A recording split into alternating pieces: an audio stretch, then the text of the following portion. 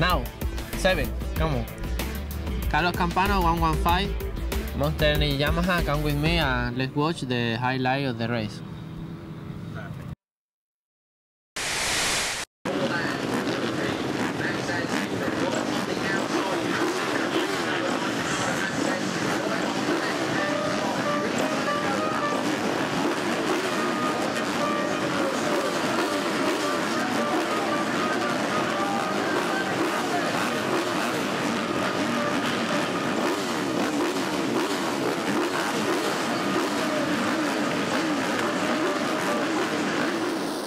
Round 13 of the FIM MX1 and MX2 Motocross World Championship took place at Matterley Basin in Winchester.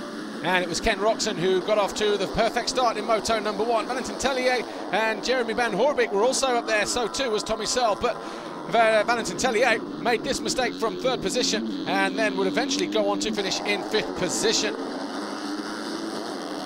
Gauthier Paulin was on the charge though.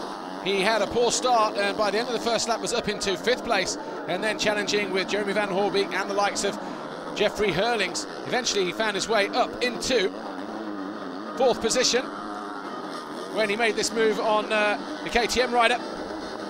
Tommy Searle was also a poor starter.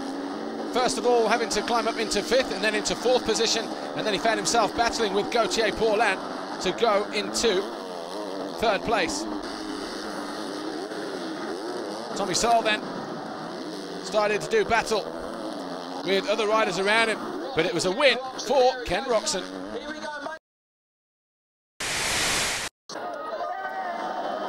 MX2 race 2, Arnold Tonus up the inside with Tommy Searle, but once again it was Ken Roczen on the Red Bull Tekka Factory KTM with his teammates Van Hoorbeek and Hurlings in close pursuit.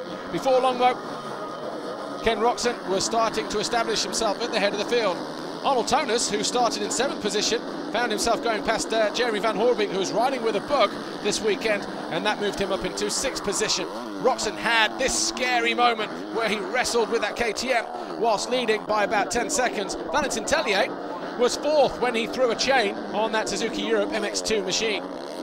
Gauthier Paulin found his way past Arnold Tonus to move up into 5th position after another poor start for the Monster Energy Yamaha rider. And Joel Roulant, who was then in 4th position, his bike expired with about 4 or 5 laps to go, forcing him to score no points. Roczen won the race though from Tommy Searle, Jeffrey Hurlings, Gauthier Paulin and Arnold Tonus. It was a great ride for Jake Nichols, but the overall victory went to Roczen.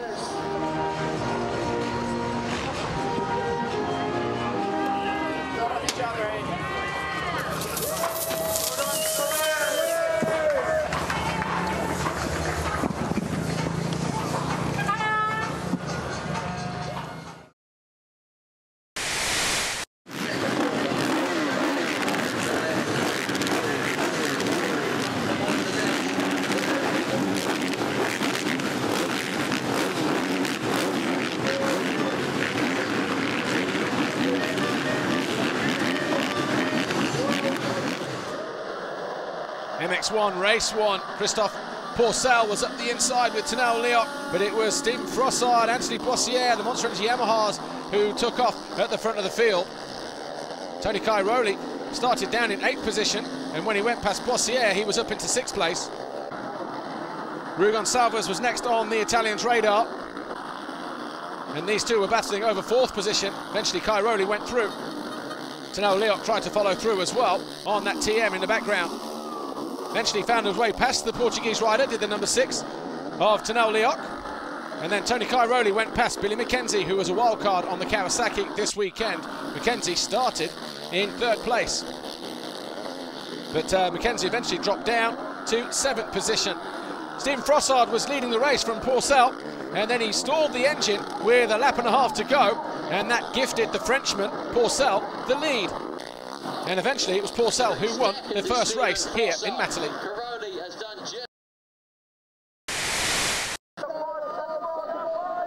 It was an eventful MX1 race 2.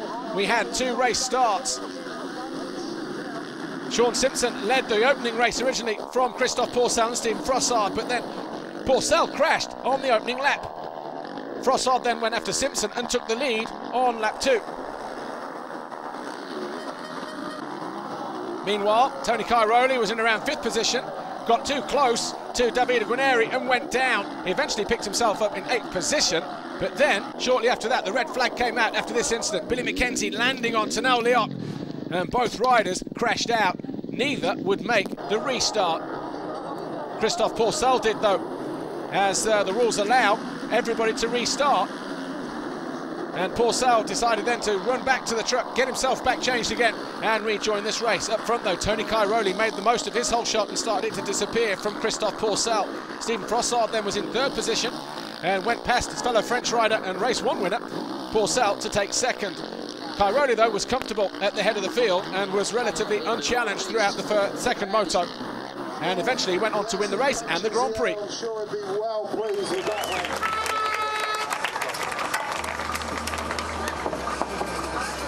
And 2nd place in this